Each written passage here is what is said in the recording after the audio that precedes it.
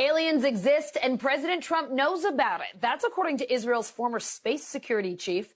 In an interview with an Israeli newspaper, he said the aliens have been waiting until today for humanity to develop and reach a stage where we will understand in general what space and spaceships are. NBC News chief global correspondent Bill Neely explains this one. Hi, Alison. Well, this is quite a story, and it comes from the man who headed Israel's space security program for nearly 30 years. Chaim Eshed is making the extraordinary claim that the United States and Israel have been in contact with a group of aliens for years. Not immigrants, but extraterrestrials. He has called them the Galactic Federation of Aliens, and he says President Trump is aware of the existence of these aliens and had been on the verge of revealing their secrets, he claims, but was asked not to do so by the Federation in order to prevent what he calls mass hysteria.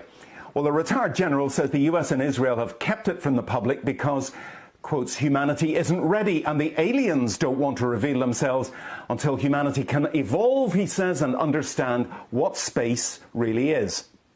Well, the good news is that he claims an agreement has been reached between the US government and the aliens, a contract to do experiments here.